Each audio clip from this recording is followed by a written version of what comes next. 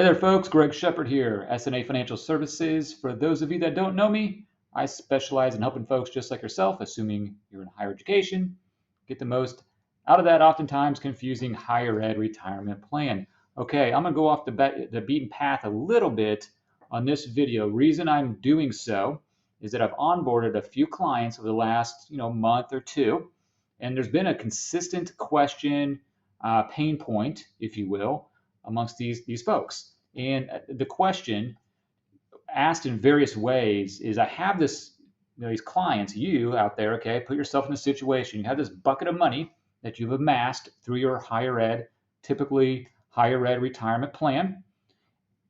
I'm about to retire, okay, in a year, something like that. How do I access this money?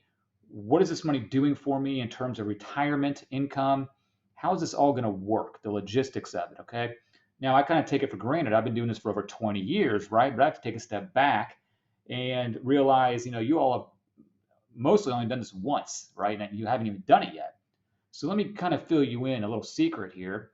In my world, when it comes to, we'll call it retirement planning and projections, however you want to word this, a very general, arbitrary, just very general phrase, retirement planning. So again, I've been doing this for over 20 years, and I still have all the fancy software. Folks that are coming on board bring me these 10-page reports, 5-page reports. It's very colorful, very pretty. It's not worthless, but it's not. You don't need that, okay? It makes the person that generated that look real smart and all fancy. I quit doing that years ago. Okay, now I still do it. Okay, for engineers, I know my folks, my clients that enjoy that stuff, the graphs and all that stuff. So I entertain them for the most part, and we'll go through that exercise. I can't. 9 out of 10 folks, I don't even mess with that. That very simple, folks. When you retire, okay, this down in Phoenix a couple days ago with a client. We'll call it $1 million, okay? Well over $1 million, but make the math simple. $1 million amassed in the higher ed retirement plan. Actually, ex-military, one of the spouse. So we had fixed monies coming in, okay? Spouse was a teacher, she retired a long time ago, but we got a pension, we got fixed income coming in, right? And they're used to spending X, okay? First, I got to tell folks, hey, how much money do you spend? You could get a rough idea. You don't need to tell me your utility bill and all that stuff, okay? We're getting a rough idea. Retirement planning, by the way, is taken with a grain of salt because we never know what the future holds financially, okay? I'm not going to get into all the nuts and bolts. Typically, it involves healthcare. Okay, so with that being said, how much money do you spend, John and Jane Smith in Phoenix? So they give me an idea. Well, how much money do we have coming in fixed, okay? And the answer was, X. So Jane and John Smith, how much money do you want? Okay, we got $1 million here. Now we know we got some fixed income coming in. We got some expenses going out. You all go take trips and do all that fun stuff. And this is it's a moving target. Okay, but let's just start off generally. How much money do you want? Let's make this real simple. Okay, I'm just thinking this off the top of my head. Let's say they want $100,000 a year. They have throughout their pensions and fixed income, Social Security. Let's just make it simple here. Okay, 100,000 coming in. Maybe we got 60,000 coming in from fixed income sources, various sources. Okay, it's a $40,000 spread, right? So, okay, Jane and John Smith, we need 40. Somewhere we have these accounts. We got to find $40,000. How do we do that? Well, let's start with the $1 million you have at your higher ed retirement plan. They have other accounts, but for the sake of time, and my sanity, we'll stick with this $1 million account, okay? $40,000.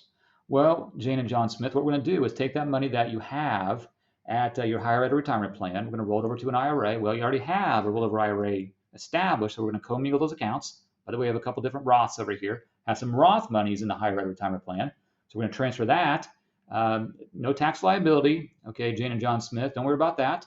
Some folks get a little confused on that. We're going to take those Roth monies and commingle that with your already existing Roth account as well. Okay, so we have some tax deferred, some pre-tax and post-tax monies. Now, it's my job to figure out how to extract these monies from what accounts. But again, for the sake of our sanity here in time, $40,000. Let's just again simplicity, $1 million. Okay, so we can do the math. What is 40,000 of $1 million? That's 4%, right? So can we, and I already know the answer, but I'm not going to give investment, this is not investment advice at all. Can we go out and find something out there, typically in the fixed income world, where we're going to get 4% in interest? So I tell Jane and John Smith, given a scenario, I think I'm going to go out and try to find something that's going to produce 4% interest. That's $40,000 right there. That you'll take as income to subsidize the other monies, and that's going to give you $100,000. We're done, okay, for the most part. A little more complicated than that, but it's simplistic at its core, okay? How much money we have going out, how much money we have coming in, okay? Let's reverse that. How much money, how much expenses we have coming out versus how much money we have coming in terms of fixed income, and then how much do we need that spread, in this case $40,000, and how do we generate that $40,000? Typically, the question is, can I do it without touching principal? In this case, the answer is yes. Now, I tell folks, and they're no exception, I want you to spend the money, right? So we maybe want to touch more than 40,000. We can dip into principal, which is fine. I have projections for that. Software, every good, competent financial advisor has this, but we're not going out and buying Ferraris and buying jets and all that fun stuff. As long as we're staying within our means, you can touch principal. It's okay. But with that being said, now, this couple had a couple years left of retirement. So he's been very aggressive, and which has served him well, right? He's made a lot of money in his higher ed retirement plan. So I told him, I sat down, they were having a glass of wine, I had to catch a flight, so I was having water and iced tea. And I said, hey, if I were in your shoes, we just did this on a napkin, figuratively speaking, napkin and pencil, you're done. What I mean by that is we just figured this out. This money should outlive you 2 times over if done correctly. We're 80% in the market now. If I were you, I'd kind of flip it around, even though I'm not going to go there. So let's flip it around and make it more conservative, kind of keep what you have, because we don't want a 20% pullback in the market, because it doesn't ruin everything, but it changes the conversation a little bit, right?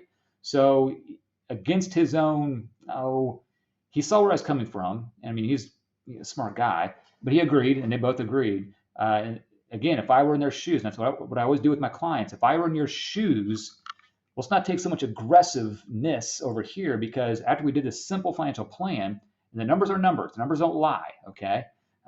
You're done. You're on gravy street, okay? You have more money than you're wanting to spend per year, okay? And then they're going to have RMDs coming up as well. So I guess the moral of the story here is, long-winded point, is that retirement projections, retirement planning isn't that complicated.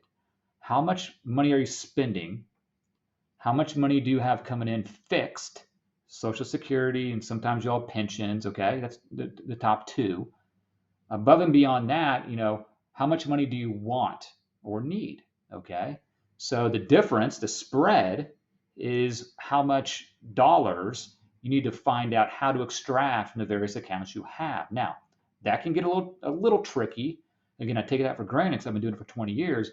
But if you're working with someone that knows what they're doing, it's not that difficult. It doesn't take 20-page financial plan to figure this stuff out, folks, okay? Simplify things. Since, believe it or not, if you get a good, competent advisor, it's not that difficult, okay? Take a deep breath, okay? Because these people, I dealt with a few of them lately. They're very tense and anxious about the future, which is human nature, but that's why you have people hold your hand, figuratively speaking, sometimes literally, into retirement, okay, folks? That's all. I don't know, maybe a little PSA here. Take a deep breath. It'll be good if you know what you're doing. Simplify it or have someone help you out. All right, there. Greg Shepard here, S&A Financial Services. Hey, go out and have a good weekend. It's Friday afternoon. All right, take care. Bye-bye.